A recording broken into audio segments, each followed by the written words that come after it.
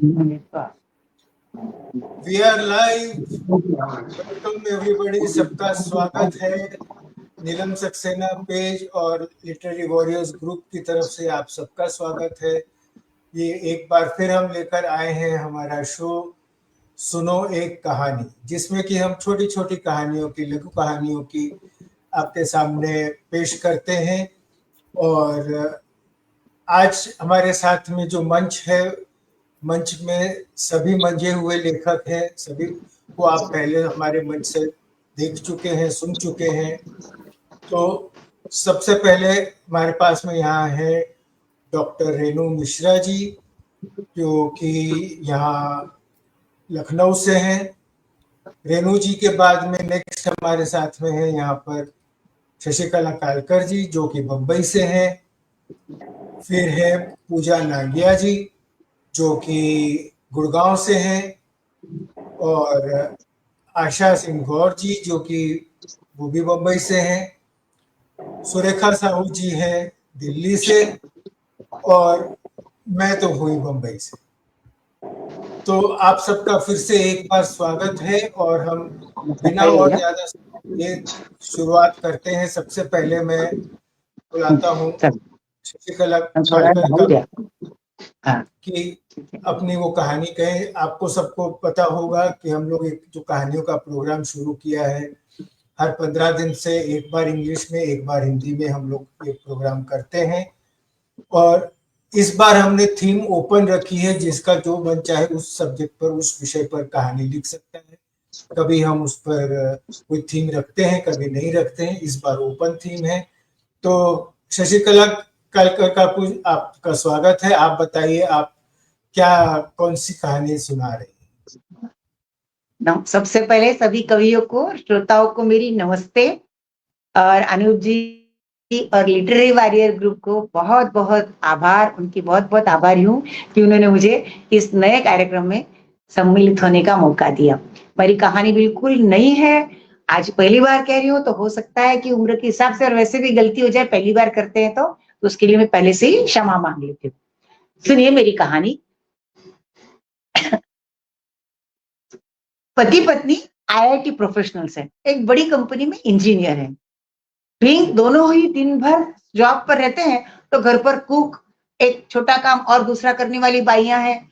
साथ में एक 17-18 साल का लड़का दिन भर उनके यहाँ रहता है। वो 7-8 साल से करीब करीब काम कर रहा है। सब कुछ टूट गया हो, फूट गया हो, बाजार से लाना हो, क्या खत्म हो गया है, धोबी आया कि नहीं, जमाने भर के हिसाब, बच्चों को कहीं ले जाना हो दवाखाने, उनका हुआ है कि नहीं, सारा उनको घर आने के बाद देने का, खाने का वगैरह, उनको सुलाने का वगैरह सारा ध्यान देता है। जैसे देखते देखते दिवाली आ गई। कल काली चौदस है, परसों दिवाली है, फिर रविवार है, और फिर भाई दूज है, तो पाड़वा है। तो सलंग 3-4 छुट्टियां आ गई। तो पति पत्नी ने नक्की किया कि नौकर भी अभी रामदीन भी छुट्टी पर जाएगा, तो हम लोग भी कहीं 4 दिन का प्रोग्राम बना लेते हैं, घर पर प्रॉब्लम नहीं होगा किसी चीज का। और ऐसा ही किया। तो आज वो बाजार में शॉपिंग के लिए निकले। करीब करीब 12-12:15 बजे होंगे। तो रामदीन ने उनको हाथ जोड़ करके कहा, सर मुझे आज शाम को मतलब मैं बाहर जाना चाहता हूँ शॉपिंग के लिए, मुझे भी खरीदी करनी है, तो मुझे 4,000 3-4 हज़ार एडवांस दीजिए सर, मुझे पैसे चाहिए, मैं बाजार जाऊंगा शॉपिंग के लिए। अच्छा, तो ऐसा करो, अभी हम दोनों पति पत्नी जा रहे हैं शॉपिंग के लिए, आने के बाद तुम चले जाना, ठीक है? हाँ, मान लिया उसने, और वो चले गए दोनों। फिर थोड़ी देर बाद बच्चियां आई स्कूल से, उनका सब देखा, सब उसकी सामान की तैयारी की। देखते देखते 4-4:30 हो गए, 5 बज गए। अब वो 5-5 मिनट पे दरवाजे पर, गेट पर जाता, गाड़ी आई कि नहीं, फिर जाता, फिर आता, गाड़ी आई कि नहीं आई। अब वो भी आखिर माँ बाप भाई बहन सबसे मिलना था, त्योहार दिवाली का था, साल का एक बार, उसमें बहुत उत्सुक था। 7:30 बज गए, अभी तक वो दोनों आए नहीं थे। बहुत नर्वस हो गया। उतने में हॉर्न बजा, गेट खुला, वो आए और उन्होंने कहा, अरे बेटा क्या करे, इतना ट्रैफिक है बाजार में, इतना ट्रैफिक है, और गाड़ी भी बिगड़ गई रास्ते में, उसका प्रॉब्लम हो गया, इसलिए देरी हो गई।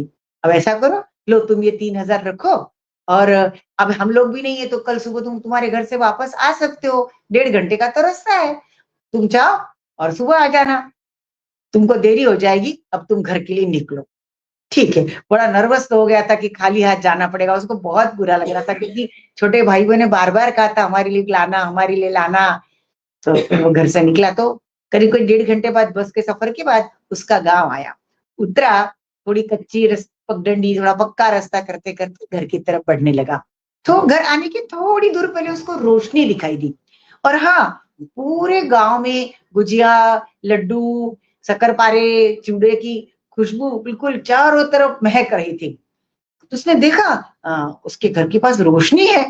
उसे लगा मेरे घर कहाँ से रोशनी होगी, मैं तो अभी जा रहा हूँ, कुछ लाया भी नहीं हूँ, पड़ोसी के घर की होगी। पर फिर पास आने के बाद यूं यूं यूं देखा तो उसने देखा अरे रोशनी तो मेरे ही घर है। उसे आश्चर्य हुआ, कहाँ से व्यवस्था की इन लोगों ने सब रोशनी वगैरह की। दौड़ा दौड़ा गया तो देखा उसने कि बाहर आंगन में वहां बल्ब लगे हुए थे, बल्ब की माला लगी हुई थी, मिट्टी के दिए लगे थे, और दोनों छोटे भाई बहन ने बढ़िया बढ़िया अच्छे कपड़े पहने थे महंगे, और बहुत सारे पटाखे लगे हुए थे घर पर रखे हुए थे बाहर। उसको बहुत आश्चर्य भी हुआ, खुशी भी हुई, पर उसको बार बार लग रहा था कि माँ पापा ने कहा, अम्मा बाबूजी ने कहाँ से इतनी व्यवस्था की है पैसों की। अंदर गया, माँ उसकी रहाई देख रही थी, बेटा आएगा तो खाने के लिए उसने कुछ कुछ बनाया था, आजा, उसकी पीठ पर हाथ फेरा, आजा बेटा आजा आजा, तेरी कब से हम राह देख रहे हैं। उसने देखा बाबूजी ने नया कुर्ता धोती और अम्मा ने बढ़िया साड़ी पहनी थी, और पास में ही मिठाइयों के 5-6 पैकेट रखे हुए थे, पटाखे, मिठाई के पैकेट, नए कपड़े, बल्ब, मिट्टी के दिए, तेल, सब कुछ था। उसे फिर उसे पता नहीं क्या हुआ, उसको थोड़ा अंदर खटक गया। उसने अम्मा से धीरे से कहा, माई ये कहाँ से लाई तू इतने पैसे, क्यों इतने खर्च किए तूने? मैंने कहा था ना मैं आऊंगा, मैं लाऊंगा, किससे उधार लिया, कर्जा लिया तुमने? पता नहीं बहुत ज्यादा खर्च कर दिया माई। अब मुझे तो मालिक ने सिर्फ 3,000 रुपए दिए हैं, मैं कैसे चुकाऊंगा ये कर्जा? नौकरी से निकाल देंगे, कर्जा नहीं चुकाऊंगा, नौकरी से निकाल दूंगी तो खाने के लाले पड़ जाएंगे माई। क्यों किया? अभी अगले महीने दोनों की फीस भरनी है, बाबूजी का चश्मा लाना है, तुम्हारी दवा लानी है, आना जाना सारा कितना खर्चा, क्यों किया तुमने माई, क्यों किया इतना? तो वो ऐसा बोल रहा था ना, तो छोटे दोनों भाई बहन है ना, ऐसे मुंह करके यू यू हंस रहे थे, मुस्कुरा रहे थे उनके अंदर ही अंदर गाल में। और आहिस्ता आहिस्ता अम्मा बाबूजी भी मुस्कुरा रहे थे, उनको भी थोड़ी हंसी आ रही थी। उसको फिर तो वो और खिंच गया, जोर से उसको गुस्सा आ गया, ये क्या फालतू है, मैं इतना कह रहा हूँ कि इतना क्यों खर्च किया, नहीं चुका जाएंगे, नहीं दे पाएंगे पैसे, और आप होगी हंस रहे हो। तब अम्मा ने धीरे से कहा, अरे बेटा हमको कौन उधार देगा, हमारी क्या औकात कि हम इतना खर्च करेंगे, घर बैठे हुए रहने वाले लोग। अरे कल शाम को तेरे मालिक और मालकिन आए थे, वो ये सारा सामान लेकर आए हमारे लिए, क्यों लिया आपने? हमने तो लाख मना किया, हमको नहीं चाहिए, नहीं चाहिए, आएगा बेटा, रामदीन आएगा, कल लेकर आएगा, नहीं लेना था आपको। बेटा उन्होंने कहा कि हमारे जैसे नौकरी करने वाले लोग, छोटे मोटे कारखाने, फैक्ट्री चलाने वाले लोग, उनके कारीगरों को, मजदूरों को, फिर घर पर जो काम करते हैं, आया नौकर दिन भर रहते हैं, हम जब दिवाली इतनी ठाट से मौज मस्ती से मनाते हैं, तो हमारी भी तो कर्तव्य है, फर्ज है कि हम उन लोगों का ध्यान रखें। हमारे बिना बगैर उनकी खुशियों का ध्यान कौन रखेगा? और आखिर वो भी तो हमारे लिए कितना करते हैं, उनके बिना हमारा क्या अस्तित्व है, हम कहाँ कुछ कर पाएंगे उनके बिना। तो उनकी खुशियों का ध्यान रखना, उनके चेहरे पर मुस्कान देना, ये हमारा कर्तव्य है, पहला कर्तव्य है।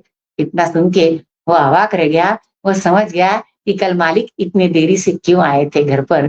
बस यही उद्देश्य इस कहानी में, छोटी सी कहानी में सीख है कि अपने से नीचे काम करने वाले कारीगर, मजदूर, घर में आया और दिन भर का काम करने वाले लोग कोई भी हो, उनकी खुशी का, उनके चेहरे की मुस्कान का हमें जरूर ध्यान रखना चाहिए त्योहारों पर। धन्यवाद। बहुत बढ़िया कहानी है, बहुत बहुत बढ़िया। और बहुत ही मजे से बहुत सुनाई बढ़िया। आपने। और ये तो सच में सुरेखा जी, जिस तरह से मैं इनको पहले भी सुन चुका हूँ, जिस तरह से बोलती है, जिस तरह से सुनाती है, इतना अपनापन टपकता है इनकी बोली से, इतना अपनापन दिखता है। और कहानी भी इन्होंने उसी तरह की बढ़िया ली है, एकदम बहुत ही अच्छी लिखी। थैंक यू काकू, बहुत अच्छी कहानी, बहुत ही बढ़िया मेरे पास कहानी है। 8-10 मिनट वाली, 20 मिनट वाली काफी कहानियां है, पर अपने को आपने टाइम लिमिट दी, मैंने कहा अगले वक्त कभी थोड़ा टाइम ज्यादा दे देंगे तो और भी अच्छी थोड़ी सुनाऊंगी। जी काका, जरूर। तो थैंक यू ये इतनी थी तारीफ के लिए। मुंबई से हमारी शशिकला कालकर काकू। और अब उनके बाद में हम बुला रहे हैं मुंबई से ही आशा सिंह गौर जी। आशा, आइए जी। धन्यवाद अनूप जी। जितने भी लोग हमारे साथ जुड़े हुए हैं सबको बहुत बहुत धन्यवाद हमसे जुड़ने के लिए।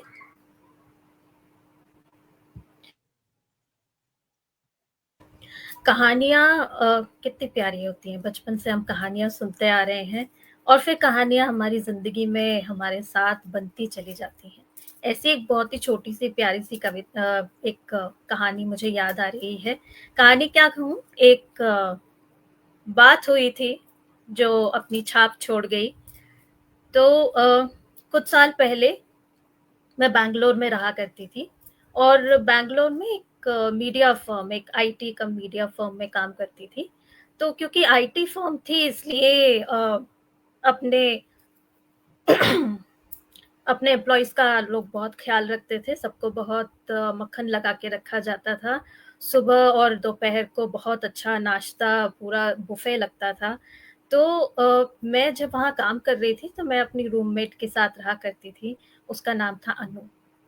और हम लोगों की बहुत कम समय में बहुत ज़्यादा अच्छे से दोस्ती हो गई थी, जबकि हमारे जो व्यक्तित्व थे बहुत ही अलग थे। वो नॉर्थ पोल तो मैं साउथ पोल, इस तरह का हमारा व्यक्तित्व था। लेकिन हम दोनों जब साथ में रहने लगे तो धीरे धीरे वो बहुत ही प्यारा सा रिलेशनशिप हो गया। और बहुत हम लोग हमेशा अपने वीकेंड्स फिर साथ में ही प्लान करने लगे, क्योंकि हमारा ब्रेकफास्ट और लंच ऑफिस में ही हो जाया करता था।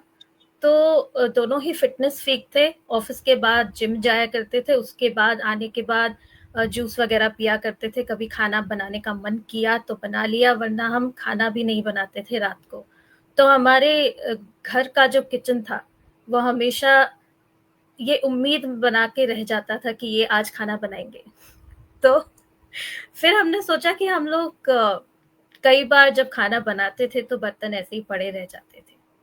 तो हमने सोचा कि एक मेड रख लेनी चाहिए, ताकि हमारा किचन चाहे इस्तेमाल हो या ना हो, घर और किचन हमेशा साफ रहे।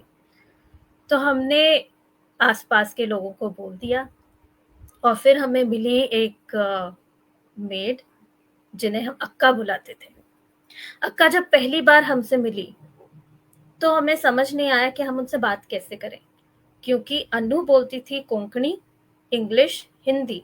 मैं बोलती थी इंग्लिश, हिंदी, और अगर मराठी, गुजराती, पंजाबी होती तो भी संभाल लेती।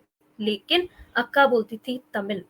अब अनु ने पहले ही पल्ला झाड़ लिया कि इससे तो आप ही बात करोगे। अब मैं समझ नहीं पाई कि मैं अक्का से बात कैसे करूं।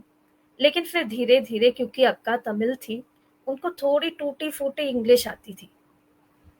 तो हमने भी ऐसे थोड़ी हिंदी, थोड़ी टूटी फूटी इंग्लिश और थोड़े हाथ पैरों के इशारों से अक्का से बात करना शुरू किया। अक्का बहुत ही मीठा बोलने वाली थी। तो वो एक अच्छी बात हो गई कि मुझे कुछ बोलना ही नहीं पड़ता था। वो इतने अच्छे से तैयार होके आती थी कि जितना भी गुस्सा होता था, दरवाजा खोलते ही उन्हें देख के मेरा गुस्सा ठंडा हो जाता था। इतनी अच्छे से पहनी हुई साड़ी, बालों में लगा हुआ गजरा, और वो वैसे तैयार होके आती थी जैसे हम ऑफिस जाते हैं। तो बहुत ही अच्छा लगता था। एक दिन, अब उन्हें आते हुए बस 1 ही महीना हुआ था, अक्का आई और उन्होंने काम बीच में छोड़ के और मुझसे बोला, अक्का, आई वांट समथिंग। अब मैं पहले उन्हें बैठाया, बोला थोड़ा समझ लूँ ये क्या बोलने की कोशिश कर रही हैं। मैंने उनसे पूछा, व्हाट अक्का, व्हाट डू यू वांट?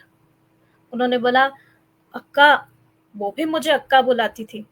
उन्होंने बोला, आई वांट मनी। अब मनी के नाम से मेरे कान खड़े हो गए, क्योंकि मुझे लोग बहुत कंजूस बोलते हैं। मैं मदद कर देती हूँ, मैं कैश कभी किसी को नहीं देती। अक्का काम करती थी, हम उन्हें पैसे देते थे, पर इस तरह से किसी का पैसे मांगना मुझे ठीक नहीं लगता था। लेकिन फिर मैंने उनसे बोला कि क्यों चाहिए? तो उन्होंने बोला कि मैं आपको बताती हूँ। तो मैंने भी उन्हें कहा कि देखो, ऐसे मैं नहीं बोल सकती, मैं अन्नू से बात कर लेती हूँ फिर बताती हूँ। तो उन्होंने बोला ठीक है। फिर मैंने अन्नू से बात की। अक्का ने मुझसे 5,000 रुपए मांगे थे। अन्नू को भी सुन के बहुत अजीब लगा। दोनों साथ में बैठे, उन्होंने कहा अभी तो 1 महीना ही हुआ है, हम अक्का को ज़्यादा अच्छे से जानते भी नहीं है, वो तमिल बोलती हैं, आधे से ज़्यादा समय हमें समझ ही नहीं आता वो बोल क्या रही है। तो उसने बोला पैसे लेके चली गई तो? अब मैंने कहा बात तो सही है, चांसेस तो हैं, ऐसा हो सकता है।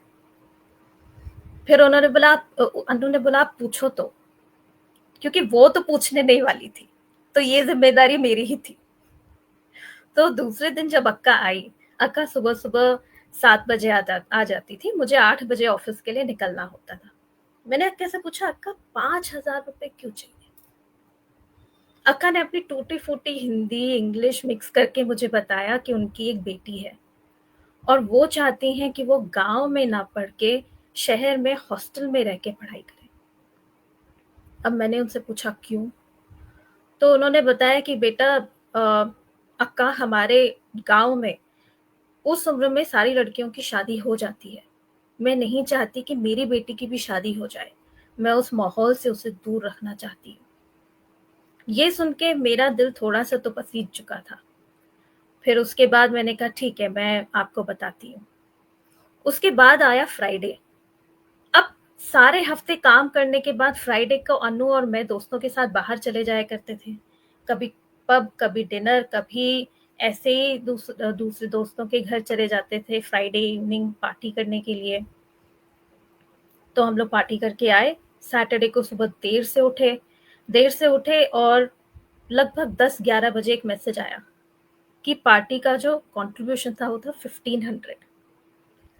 अब मैं और अन्नू साथ में बैठे, वीकेंड्स को हम लोग हॉरर मूवी देखते थे और बाहर से खाना ऑर्डर कर लेते थे। मैंने उससे बोला अन्नू वीकेंड्स पे तो 1500 ऐसे ही खर्च हो जाते हैं, है ना, 2 वीकेंड पार्टी नहीं करेंगे तो 5,000 हो गए। उसने कहा हाँ बात तो ठीक है। फिर उसने कहा लेकिन अक्का चली गई तो बहुत बुरा भी लगेगा। अब चाहे हम जितना पैसा खर्च कर लें, जब कोई दूसरा हमें बुद्धू बना जाता है, टोपी पहना जाता है, वो बहुत चुभता है। लेकिन फिर भी हमने सोचा ठीक है, अगर वो सच कह रही है तो हमें मदद करनी चाहिए, अगर वो झूठ कह रही है तो हम मान लेंगे हम बुद्धू बन गए। तो ऐसा डिसाइड करके हम दोनों ने उन्हें 5,000 रुपए दे दिए और मैंने अक्का को समझाया कि अगले 6 महीने जितने भी हिसाब से होते हैं वो पैसे नहीं मांगेगी। उन्होंने मान लिया, अक्का ने पैसे लिए और वो चली गई। अक्का चली गई और दूसरे दिन उनका फोन स्विच्ड ऑफ। अब मैं कॉल करती जा रही थी, अक्का फोन उठाए नहीं। मैंने अन्नू को देखा, अन्नू ने बोला अक्का का फोन आया, मैंने कहा नहीं। अभी अन्नू अंदर अंदर मुझसे गुस्सा है, मैं खुद से गुस्सा हूँ और हम दोनों ही सोच रहे हैं शायद हमें टोपी पहना दी गई है।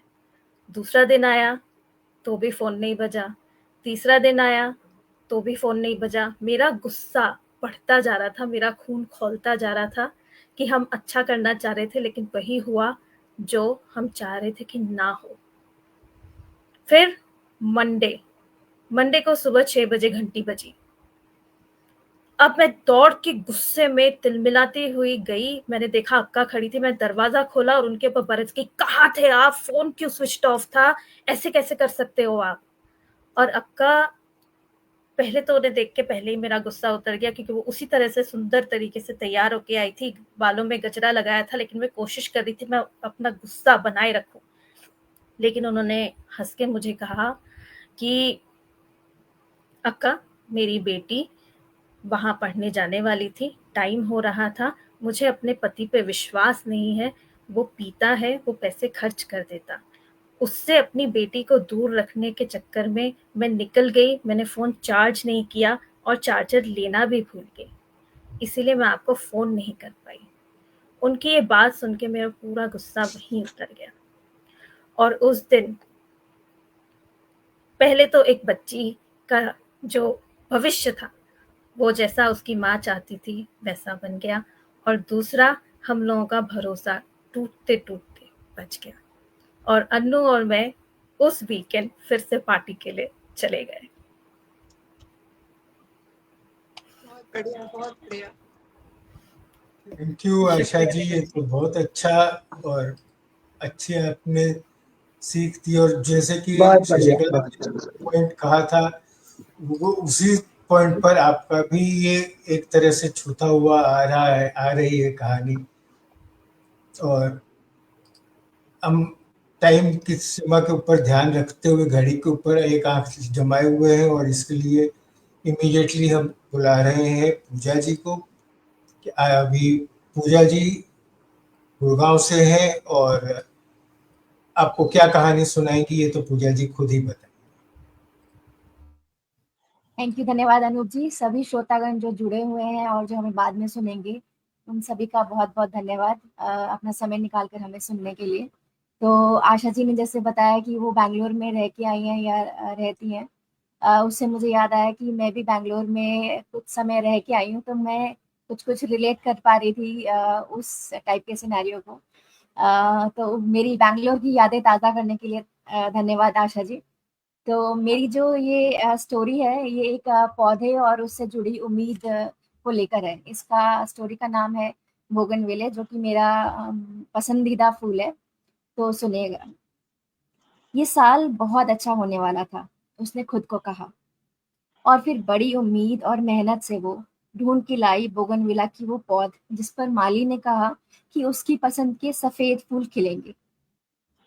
सफेद रंग मीरा को बहुत पसंद था। शांति और सादगी का प्रतीक वो सफेद रंग, चांदनी की चटक सा वो सफेद रंग, आसमान की सफाई सा वो सफेद रंग, और आंखों की गहराई सा वो सफेद रंग। सारे रंगों को अपने में समाये वो सफेद रंग। वो सफेद रंग के फूलों के इंतजार में अपने घर की चारदीवारी के एक छोटे से कोने में मिट्टी खोद कर लगाया मीरा ने वो पौधा, जिसके बड़े को वो बेसब्री से करती थी रोज इंतजार। हर रोज उस बढ़ते बोगनविला को देख मंद मंद मुस्कुराती और उम्मीद में खिलखिलाती। उम्मीद हर इंसान का सबसे बड़ा सहारा है।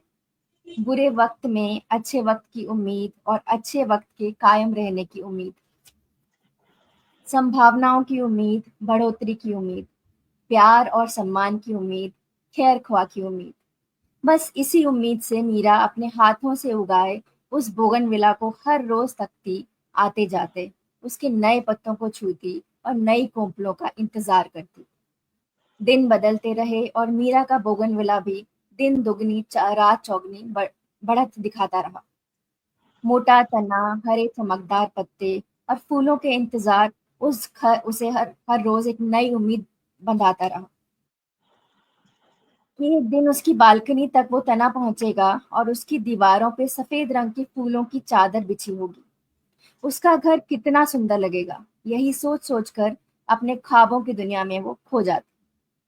आखिर बचपन से उसने ऐसे ही एक सुंदर घर की कल्पना की थी, जिसकी दीवारों के पीछे ठंडक और शांति दोनों मिलते हों, जिसके अंदर आने वाले हर इंसान का स्वागत फूलों से होता हो, सफेद रंग के फूलों से होता हो। इस बात से अनभिज्ञ कि आगे क्या होने वाला है, मीरा अपने सपनों में खोई सी रहती। फिर एक दिन उसका सपना मानो टूट सा गया। पिछली रात की तूफान ने सभी पेड़ों को नुकसान पहुंचाया था। बोगनविला कहाँ बचने वाला था। बिना सहारे के खड़े लोग अक्सर कठिन परिस्थितियों में डगमगा जाते हैं। कुछ टूट के बिखर जाते हैं, पर कुछ स्थिर अपनी जगह बनाए रहते हैं। भले ही कुछ शाखाएं और पत्ते टूट गए हों, वो बोगनविला अपनी जगह पर खड़ा रहा। फिर एक दिन नई शाखाएं आएंगी, नई पत्तियां खिलेंगी। उम्मीद ही पे तो जिंदगी और सृष्टि कायम है। फिर एक लंबी घड़ी इंतजार की कि कब बारिश होगी और कब वो अपने प्यारे बोगनविला को के सफेद फूलों की छटा देखेगी। मीरा कहाँ हार मानने वाली थी सपने देखने से। उम्मीद का दामन पकड़े समय के बदलने का इंतजार ही भर कर सकती थी। समय बहुत बड़ा उपचारक है। टूटी हुई भावनाओं का, टूटी हुई उम्मीदों का, खोए हुए रिश्तों का और टूटे हुए दिल का। अपने टूटे हुए दिल को जोड़े बड़े विश्वास से उसने अपनी बालकनी से चार दीवारी पर चढ़ते बोगनविला को देखा। इस बार तो कुछ भी गलत नहीं हो सकता। पानी, खाद इत्यादि सभी डालती हूँ समय पर। दीवार और रेलिंग का सहारा भी दे दिया है। बस अब सब ठीक होगा, बशर्ते म्युनिसिपैलिटी के लोग सड़क चौड़ी करने ना आते। बशर्ते म्युनिसिपैलिटी के लोग सड़क चौड़ी करने ना आते और वो सभी पेड़ जो उनकी सड़क के आड़े ना आते, उसमें बोगनविला भी ना होता। और वो सभी पेड़ जो उनकी सड़क के आड़े ना आते, उसमें बोगनविला ना होता। पर इति ऐसा ही हुआ। Thank you. बहुत अच्छी कहानी। ये मेरी छोटी सी बहुत ही स्टोरी सुंदर है। कहानी पूजा जी। बहुत सुंदर बढ़िया और कहानी, टची। छोटी सी पर बहुत अच्छी। छोटी सी थी, अच्छी थी, और मेरे लिए एंडिंग थोड़ी अनएक्सपेक्टेड थी। मैं नहीं सोच रहा था कि आप आखिर में जाके उसको म्युनिसिपैलिटी के हाथों उसको करवा देंगे। एक्चुअली स्टोरी थोड़ी लंबी है, बट क्योंकि यहाँ पे टाइम का कंस्ट्रेंट है तो मैंने उसको थोड़ा कट शॉर्ट किया है। तो मैं आगे बढ़ सकती थी, but then other people also have to say their story. Yes, सही बात है। थैंक यू आप बहुत बहुत। और हमारे साथ में कई लोग, यहाँ पर बहुत सारे लोग जुड़े हुए हैं शुरुआत से। नीलम सक्सेना खुद थी, अपर्णा प्रधान जी है, रश्मि साबले जी है, सुरेखा जी यहाँ बैठी बैठी मैसेज करे जा रही है, संगीता सिन्हा जी है, तपन चंद्र साहू जी है, और पूर्णा शाह हमारे साथ, हमारे एडमिन में से। और सभी हमारे यहाँ पे जो भी लेखक हैं सभी की सराहना कर रहे हैं। सभी के लिए थैंक यू वेरी मच। आप लोग यहाँ पर आए, जुड़ रहे हैं हमारे साथ। और आगे बढ़ूं उसके पहले एक छोटा सा कमर्शियल ब्रेक, क्योंकि हम बाहर के तो एडवर्टाइजमेंट लेते नहीं हैं, इसलिए सिर्फ खुद के ही एडवर्टाइजमेंट कर रहे हैं कि आपको सबको पता होगा। हमारा अक्टूबर में पूना में 2 दिन का लिट फेस्ट होने वाला है, लिटरेचर फेस्टिवल। उसमें तरह तरह के प्रोग्राम हैं, कॉन्टेस्ट हैं। कुछ कॉन्टेस्ट की एंट्री वगैरह शुरू हो चुकी है, कुछ अभी होनी है। तो आप सबसे गुजारिश है कि हमारे जो भी एडमिन्स हैं उनसे, हमारे फेसबुक पेज पे से, हमारे व्हाट्सएप ग्रुप से जुड़िए और उनसे उन कॉन्टेस्ट के बारे में पता लगाइए और उसमें जरूर हिस्सा लीजिए। टिंग टिंग। चलिए, कमर्शियल ब्रेक हुआ पूरा और हम आगे बढ़ते हैं। और अब हमारे साथ में है यहाँ पर सुरेखा साहू जी, जो कि दिल्ली से। आइए सुरेखा जी। जी बहुत बहुत धन्यवाद। सबसे पहले मैं LWG ग्रुप, नीलम सक्सेना मैम और जो भी हमारे श्रोताएं गण जुड़े हैं हमसे, उन सबका बहुत बहुत आभार करना चाहती हूँ और सुनाती हूँ अपनी कहानी, जिसका शीर्षक है लक्ष्मी आई है। सविता बेसब्री से ऑपरेशन थिएटर के बाहर चक्कर लगा रही थी। दूर एक बेंच पर उसका दामाद रमेश बैठा था। उसकी आंखें झुकी हुई थी और होंठ धीरे धीरे हिल रहे थे, जैसे ईश्वर से प्रार्थना कर रहा हो। वैसे तो पिछले 2-3 दिनों में सविता ने भी ईश्वर से ढेर सारी मन्नतें मांग रखी थी। तभी अचानक ऑपरेशन थिएटर की लाल बत्ती बुझ जाती है। सविता और रमेश तेजी से ऑपरेशन थिएटर के तरफ भागते हैं। कुछ देर बाद ऑपरेशन थिएटर का दरवाजा खुलता है। बाहर एक नर्स आती है और मुस्कुराते हुए कहती है, बधाई हो सविता जी, घर में लक्ष्मी आई है। यह सुनकर रमेश और सविता की आंखों में खुशी के आंसू आ जाते हैं। रमेश घबराते हुए पूछता है, जी अब माधुरी कैसी है? नर्स कहती है, माँ और बेटी दोनों बिल्कुल ठीक हैं। कुछ देर बाद आप अपनी बेटी से मिल सकते हैं, परंतु हाँ, माँ को होश आने में थोड़ा समय लगेगा। सबसे पहले आप ये कुछ जरूरी दवाइयां ले आइए। यह सुनकर रमेश की भी खुशी का ठिकाना नहीं रहता। वो अपनी सासू माँ सविता के पैर छूकर आशीर्वाद लेता है और दवाई लेने निकल जाता है। यह देखकर सविता की आंखों से अविरल आंसू बहने लगते हैं।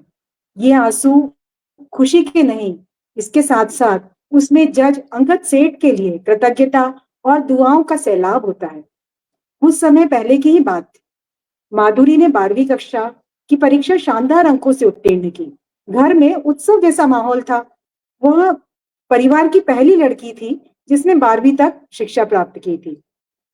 सविता और उसका पति संजय दोनों फूले नहीं समाते थे। ईश्वर की कृपा से गांव में संजय का बहुत नाम था। किराने की दुकान थी, कई बीघा जमीन थी जो उसने अधिया पे चढ़ा रखी थी, तो आमदनी बहुत थी उसकी। ले दे के घर में 5 लोग, सविता, उसका पति संजय, माधुरी उनकी बेटी और 2 बेटे जो कक्षा 5, 7 और 5 में पढ़ते थे। संजय और सविता ज्यादा पढ़े लिखे नहीं थे, लेकिन उनका सपना था कि वो अपने बच्चों को उच्च शिक्षा दें। माधुरी भी पढ़ने में बहुत तेज थी, तो वो खुद ही पहल कर आसपास के गांव में जाकर कॉलेज एडमिशन का फॉर्म भरा करती थी। एक दिन वह किसी दूसरे गांव में कॉलेज एडमिशन के लिए फॉर्म भरने गई। शाम ढलने पर भी घर वापस नहीं लौटी। संजय और सविता बहुत परेशान हो गए। उन्होंने अपने बेटों को गांव में ढूंढने के लिए भेजा माधुरी को। हर जगह तलाश की, लेकिन माधुरी कहीं नहीं मिली। जैसे जैसे रात गहराई, संजय और सविता की चिंता और बढ़ती गई। आखिरकार उन्होंने पुलिस में रिपोर्ट दर्ज कराने की सोची। पुलिस ने भी आनाकानी कर दी, कहा लड़की है, कहीं घूमने गई होगी, इंतजार कर लो, आ जाएगी कुछ देर में। लेकिन माधुरी का रात में भी कुछ पता नहीं चला। हर गली मोहल्ला, खेत खलियान सब कुछ ढूंढ डाला। सुबह हुई तो फिर से पुलिस स्टेशन गए। इस बार पुलिस ने उनकी रिपोर्ट दर्ज कर ली और ये आश्वासन भी दिया कि पुलिस की एक टीम को माधुरी को ढूंढने के लिए भेजेंगे। इधर पूरे गांव में एक खबर आग की तरह फैल गई कि माधुरी घर से गायब हो गई है। इसी बीच उनको पता चला कि पास के गांव का महेश कुमार का बेटा भी रमेश कल से लापता है। यह सुनते ही उन लोगों को शक हुआ कि जरूर माधुरी के गायब होने में रमेश का हाथ हो। गांव वाले लाठी डंडा लेकर चल पड़े रमेश के गांव। वहां रमेश तो मिला नहीं। उन्होंने उसके पिताजी महेश और उसकी पत्नी की पिटाई की और उनका पूरा घर तहस नहस कर डाला। ऊपर से संजय वापस आया और पुलिस स्टेशन में अपनी बेटी को अगवा कराने की रिपोर्ट दर्ज करवा दी रमेश के खिलाफ। कुछ दिन बाद पुलिस को खबर मिली कि माधुरी और रमेश दिल्ली में हैं। पुलिस तुरंत कार्रवाई में जुट गई और दोनों को बरामद कर गांव ले आई। गांव पहुंचते तो मामला और गर्मा गया। लोगों में तरह तरह की बातें फैलने लगी। इस मामले की सुनवाई गांव की ओपन कोर्ट में रखी थी। वहां उस दिन जज अंगद सेठ थे। अंगद सेठ ने सभी पक्षों की बात सुनी। माधुरी ने अपने माता पिता के साथ जाने के लिए साफ इनकार कर दिया। उसने सबके सामने खुलकर कहा, मैं रमेश के साथ ही रहना चाहती हूँ। अब अंगद सेठ भी परेशान। उनके पास सिर्फ 2 ही विकल्प थे, क्योंकि माधुरी 18 साल की नहीं हुई थी। तो या तो उसे बालिका गृह भेज दें या उस जबरन उसे माता पिता के हवाले कर दें। अंगद सेठ के सामने दोनों परिवार की इज्जत और दोनों बच्चों के भविष्य की जिम्मेदारी थी। फैसला देने से पहले उन्होंने माधुरी को अपने कक्ष में बुलाया और उससे पूछा क्या कारण है वो जो नहीं जाना चाहती अपने माता पिता के पास। माधुरी ने कहा, मैं रमेश के साथ ही रहना चाहती हूँ। इसमें रमेश का कोई हाथ नहीं है और बाय चांस मैं चली भी जाती हूँ माँ पिता के पास तो हो सकता है कि वो मेरे परिवार वाले रमेश के परिवार वालों को कोई नुकसान पहुंचाए या हो सकता है उसकी जान भी ले लें और घर भी चली जाती हूँ तो क्या मुझे पहले जैसा प्यार और इज्जत मिलेगी? जज साहब चुप हो गए। बोला, जाओ बेटा, बाहर थोड़ी देर इंतजार करो। उसके बाद उन्होंने सविता और उसके पति संजय को अंदर बुलाया। दोनों अंदर आते ही गुस्से में बोले, जज साहब, रमेश ने हमारी बेटी को बहकाया है, समाज में हमारी नाक कटवा दी, अब कौन करेगा उससे शादी? जज साहब ने शांत स्वर में पूछा, आपने अपनी बेटी के लिए क्या क्या सपने देखे हैं? संजय बोला, हम तो चाहते थे हमारी बेटी कॉलेज तक पढ़े, फिर किसी अच्छे घर में शादी हो। जज साहब ने कहा, तो शादी के लिए आपने कुछ धन इकट्ठा किया था? 10-12 लाख तो ऐसे ही जमा है और जेवर जो खानदानी रखे हैं, संजय ने जवाब दिया। तब जज साहब के मन में विचार आया, क्यों ना कुछ ऐसा किया जाए जिससे बच्चों की जिंदगी भी ना बर्बाद हो। जज साहब रमेश से भी मिल चुके थे। वह उन्हें बहुत ही काबिल और समझदार लड़का लगा था। उन्होंने संजय को समझाते हुए कहा, देखिए, क्यों ना जो पैसे आपने शादी के लिए रखे हैं उन पैसे से रमेश का कोई व्यवसाय शुरू किया जाए। शादी तो आप वैसे भी अपनी बेटी की करते, अगर उससे उसकी जिंदगी संवर जाती है तो क्या ये बेहतर नहीं? संजय थोड़ा भावुक हो गया। बोला, एक ही तो बिटिया है जज साहब, मन था कि धूमधाम से शादी करूंगा। जज साहब ने समझाया, अगर बेटी ना खुश हो तो धूमधाम किस काम की? जब वो 18 साल की होगी तब दोनों की शादी कर दीजिएगा। किसी तरह संजय और सविता को ये बात समझ में आ गई। फिर जज साहब ने गांव वालों के सामने सभी को बुलाया और दोनों परिवार के सामने ये कहा, अगर मैं कानूनन फैसला सुनाता हूं तो मैं माधुरी को बालिका गृह भेज दूंगा और रमेश पर नाबालिग लड़की को भगाने का केस चलेगा, तो इससे दोनों की जिंदगी बर्बाद हो जाएंगी। दोनों परिवार चुप कि अब क्या किया जाए जज साहब। तो उन्होंने कहा, इसका हल समझदारी से ही निकलेगा। पहला, माधुरी अपने माता पिता के पास चली जाए और पढ़ाई जारी रखे। दूसरा, शादी के लिए जमा के पैसों से रमेश के लिए व्यवसाय की कोई व्यवस्था की जाए ताकि वह आत्मनिर्भर बने।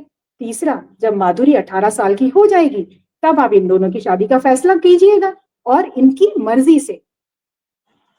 जज अंगद सेठ का सूझबूझ भरा फैसला सुनकर दोनों परिवारों ने राहत की सांस ली। अंत में जज साहब ने कहा, दोनों परिवार वादा करें कि कोई किसी को परेशान नहीं करेगा और ना ही कोई कटुता अपने मन में रखेगा। मेरी नजर आप सभी पर रहेगी। उस बात को आज 3 साल हो चुके थे। जैसे जैसे समय गुजरा, संजय और सविता ने भी रमेश को अपना लिया था। उसकी एक छोटी किराने की दुकान खुलवा दी थी और उसे एक ऑटो दिलवा दिया था। तो सुबह शाम रमेश ऑटो चलाता और दिन में दुकान पर बैठता और इसी बहाने वो माधुरी को कॉलेज भी ले जाता था और छोड़ता था। जैसे ही माधुरी ने 18 साल पूरे किए, पूरे गांव वालों के सामने दोनों परिवार ने मिलकर इन दोनों की खुशी खुशी शादी कर दी। 2 दिन पहले ही माधुरी कॉलेज का आखिरी इम्तिहान देकर रमेश के साथ घर लौट रही थी, लेकिन रास्ते में एक तेज रफ्तार कार ने पीछे से टक्कर मार दी। इस खबर से पूरा परिवार हिल गया। एक तरफ बेटी का एक्सीडेंट, दूसरी तरफ उसकी डिलीवरी का समय भी बेहद नजदीक था। लेकिन ईश्वर की कृपा से सब कुछ ठीक रहा। यह बात सुनकर सविता की आंखों से आंसू बह रहे थे। वह मन ही मन सोच रही थी, अगर उस दिन जज साहब ने सही फैसला ना लिया होता तो हमने गुस्से में पता नहीं क्या कर दिया होता, तो ना माधुरी रहती, ना रमेश और ना ये फूल सी बच्ची हमारी गोदी में होती। सविता ने उस बच्ची को अपनी गोद में लिया, हल्के से उसके माथे को चूमा और बोला, मेरी लाडो, मेरी लक्ष्मी जज साहिबा बनेगी। मैं अपनी नातिन को जज बनाऊंगी, बिल्कुल अंगद सेठ की जैसे, इंसाफ पसंद और समझदार। और सविता ने अपने आंखों से जैसे ही आंसू पोंछे तो सामने उसको कमरे में रमेश, अपने पति संजय और पूरा परिवार मिठाई के डब्बों के साथ मिलता है और वो धीरे से मुस्कुराती मन ही मन कि जैसे जीवन के सबसे बड़े इम्तिहान में उसने जीत हासिल की हो। तो ये मेरी कहानी थी, लक्ष्मी आई है।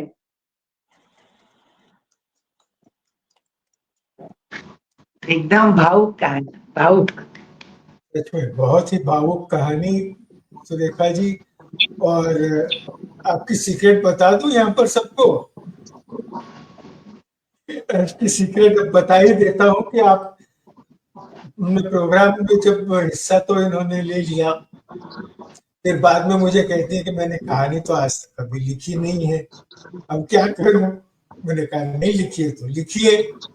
तो आप देखिए, आप लोग खुद जो भी ऑडियंस में यहाँ पर है, आप लोग देखिए, आप जज करिए कि इन्होंने आज जो पहली कहानी लिखी है वो इस तरह की लिखी है कि सीधी स्टेडियम के बाहर बॉल गई है, क्या सिक्सर मारा है। तो बहुत बहुत ये धन्यवाद। और ये आपने फोर्स किया। मैं तो हुई नालायक, मैं तो सबको फोर्स करते रहता हूँ अलग अलग कुछ भी हरकतें करने के लिए।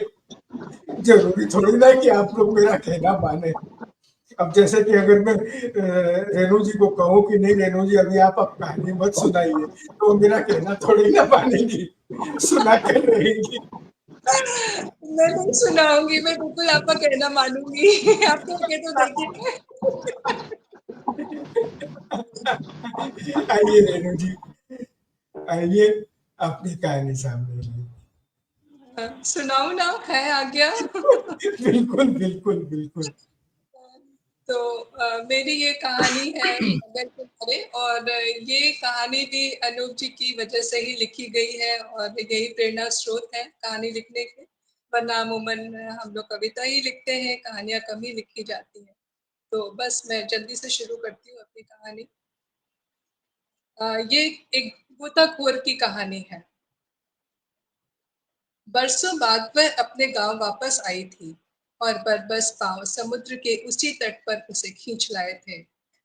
वह देख रही थी कैसे एक छोटी बच्ची तट पर खड़ी आकुल व्याकुल वो चिल्ला रही थी, माँ माँ माँ। समंदर में वह बड़ी सी बॉल तैर रही थी जिसे कमर में बांध उसकी माँ डुबकी लगाती थी और सीपियां घोंगे आदि एकत्र करती थी। कई मिनट बीत गए थे पर माँ का कोई अता पता नहीं था। समुद्र की लहरें ऐसे शांत बह रही थी जैसे कुछ जानती ही ना हो। नीता जो 4 साल की छोटी बच्ची थी अब तक रोते रोते थक गई थी, पर वह वहीं खड़ी खड़ी माँ की बाट जोह रही थी कि माँ अब पानी से ऊपर आए, अब आए तब आए। उसे एक पल को चैन नहीं था। तभी कुछ बुलबुले दिखाई दिए और माँ पानी के ऊपर आ गई। उसे देख नीता की आंखों से खुशी के आंसू बहने लगे। अब वह खुशी से उछलती हुई चिल्लाने लगी थी, माँ माँ। माँ के चेहरे पर चमक थी। आज उसे काफी कुछ मिल गया था जिसे बेचकर आज का दिन अच्छा गुजरने वाला था। तट पर कुछ मछुआरों की औरतें इकट्ठा होकर मछली भूनकर खा रही थी। नीता को चुप हुआ देख समझ गई कि उसकी माँ ऊपर पानी पर आ गई है। कुछ देर में जाल कंधे पर टांगे और हाथ में सीपियों से भरा झोला लिए नीता की माँ उन औरतों के झुंड के पास से गुजरी। पार्वती, काहे अपनी जान से खेल रही है तू? फेफड़े की बीमारी है। डॉक्टर ने तुझे समुद्र में जाने से मना किया है, पर तू किसी की नहीं सुनती, गोता लगाती है। तेरी लड़की रो रो कर जान देने पर उतारू थी, पर तुझे किसी की फिक्र नहीं। पार्वती बोली, इन्हीं की फिक्र है तभी तो जाती हूँ, वरना इनका पेट कौन पालेगा। डॉक्टर का क्या है, ऐसे बोलता ही रहता है। उसका तो काम ही है सबको घर बैठा देना। उसे नहीं पता यही समंदर से तो हमारी रोजी रोटी चलती है। गोता नहीं लगाएंगे तो खाएंगे क्या, खिलाएंगे क्या। नीता माँ की उंगली पकड़ खामोश घर को चली जा रही थी। अब वह चुप थी, पर चेहरे पर थकान और आंसुओं के निशान जाहिर थे। माँ का चेहरा कठोर था और वैसा ही दिल भी हो गया था। समंदर की लहरों के थपेड़े झेलते झेलते दिल की उमंगें कब गायब हो चुकी थी उसे पता भी नहीं चला था।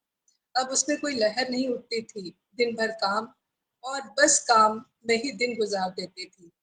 पार्वती के पति किसी समंदर की भेंट चढ़ चुके थे। उसके 2 बच्चे थे। बड़ी बेटी नीता अब सिर्फ 3 साल की थी और 1 साल का छोटा बेटा। कुछ समय बाद ही पार्वती ने दूसरी शादी कर ली थी जिससे उसको एक बेटा था जो अभी 1 साल का था। पार्वती ने नीता को उसकी दादी और चाचा के पास भेज दिया था कि वहीं उसका लालन पालन हो। नीता के चाचा के खुद के 2 बच्चे थे। नीता को वहां अवांछित ही समझा जाता था। नीता का मन अपनी माँ ही में ही लगा रहता था, पर पार्वती उसको अपने पास नहीं रखना चाहती थी। उसकी अपनी सीमाएं और मजबूरियां थीं। वर्तमान पति उससे उम्र में छोटा था। दिन भर घर में पड़ा रहता और कोई काम धंधा नहीं करता। सारा दारोमदार पार्वती के कंधों पर ही था। ऐसे में नीता की जिम्मेदारी वह लेने को तैयार नहीं थी, पर नीता की जिम्मेदारी उसके चाचा भी लेने को तैयार नहीं थे। वह अपने भाई की मौत का जिम्मेदार पार्वती को ही मानते थे और आए दिन उसे खरी खोटी सुनाते रहते थे। नीता की जिंदगी पेंडुलम की तरह इस घर से उस घर छूलती रहती थी, पर ठिकाना उसका कहीं नहीं था। वह पढ़ाई में अव्वल थी, अपनी क्लास में हमेशा फर्स्ट आती थी। रिपोर्ट मिलते ही वह अकेले ही दौड़ आती थी अपनी माँ के पास खुशी से चिल्लाती हुई कि माँ माँ देखो मैं फर्स्ट आई हूँ क्लास में, मुझे परीक्षा में पूरे नंबर मिले हैं। माँ उसे देख खुशी से गले लगा लेती और मन में दहल जाती थी कि इतनी छोटी बच्ची इतना पहाड़ पार कर अकेली ऐसी कपकपाती ठंड में कैसे आई है, कहीं कुछ हो जाता तो। वह उसे थोड़ा और सीने से भेजती और झिड़कती कि अकेले इतनी दूर ऐसे मौसम में क्यों आई। पर दोनों इस सवाल का जवाब जानती थी और एक दूसरे के गले लग सांत्वना दे लेती थी। बिन बोले ही कई सवाल जवाब हो जाते थे। वह हर बार माँ के गले लग गुहार करती, माँ मुझे अपने पास रख लो। भाई जब यहाँ रह सकता है तो मैं क्यों नहीं। मुझे वहाँ चाचा और दादी खाने को मछली का एक टुकड़ा भी नहीं देते, सिर्फ उसका शोरबा देते हैं। मुझे वहाँ नहीं रहना माँ। माँ उसे झिड़क देती और वापस उसकी दादी के पास जाने को मजबूर कर देती। हर बार नीता का दिल टूट जाता, मगर उसका कोई उपाय नहीं था। जहाँ दुनिया में नीता को अवांछित समझा जाता था, वहीं एक ऐसा भी कोई शख्स था जो नीता को अपनी दुनिया समझता था। उसका हम उम्र दोस्त समीर। वह पड़ोस के घर में रहता था और पूरे वक्त सिर्फ और सिर्फ नीता के लिए ही जीता था। वह छोटा बच्चा नीता को टूट कर चाहता, उसी के सुख से सुखी और दुख से दुखी होता था। नीता के चाचा ने मछली मंगाई थी। समीर ने कांटे में 6 मछली लगाई और चाचा के यहाँ देने पहुंच गया। चाचा ने कहा, मैंने तो सिर्फ 5 ही मंगाई थी। समीर बोला, छठी वाली मुफ्त में है। आपके घर में 6 लोग रहते हैं, पर आप हमेशा 5 ही खरीदते हैं। यह छठी मछली उसके लिए है। चाचा अवाक उस बच्चे का चेहरा देखते रह गए। उन्हें याद आया कल कैसे नीता मछली के टुकड़े के लिए रो रो कर झगड़ रही थी, पर उसकी दादी ने उसे सिर्फ जूस देकर टरका दिया था। नीता के लिए उसकी माँ और समीर देवदूत से थे, पर नीता जहाँ अपनी माँ के साथ रहने को बेकल रहती, वहीं समीर से दूर भागती थी। वह अपना भविष्य इस गांव से बाहर देखती थी। वह शहर जाकर कुछ बड़ा करने का सोचती थी, पढ़ लिख कर नाम कमाना चाहती थी। वह अपनी माँ को जीवन की विभीषिका से बाहर निकालना चाहती थी। समीर का साथ उसके सपने के लिए बाधक था। वह अच्छी तरह समझती थी कि समीर को अपने से दूर रखने की मुमकिन कोशिश ही उसके जीवन को सफल बना सकता है। अब वह 8 बरस की थी।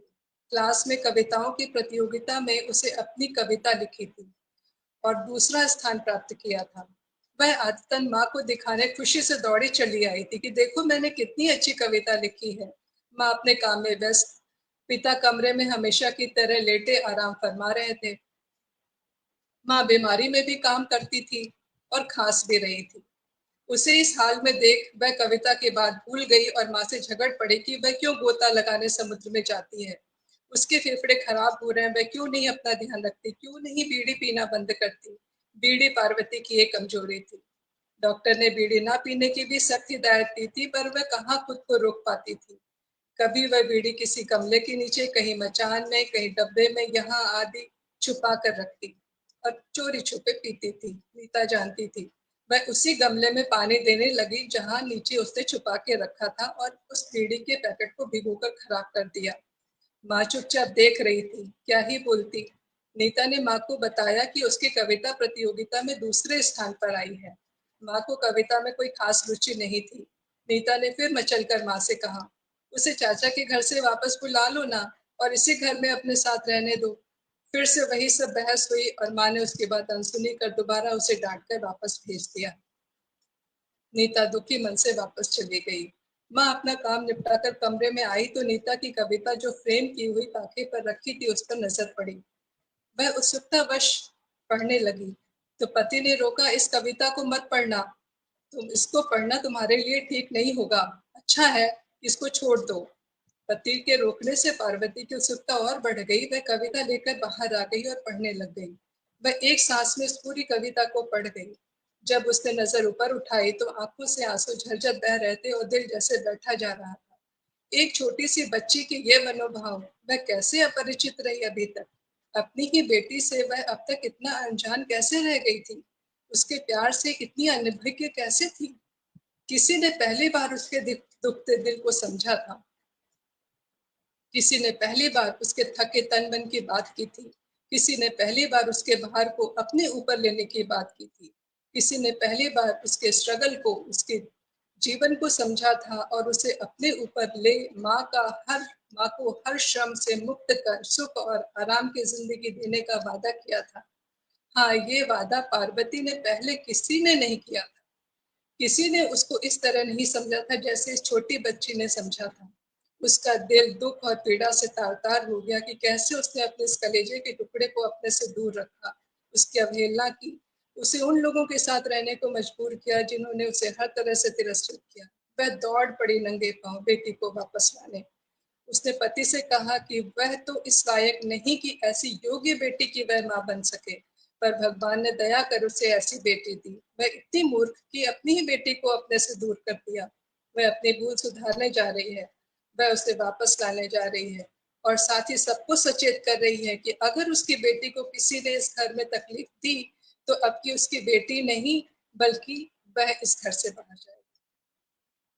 बहुत धन्यवाद।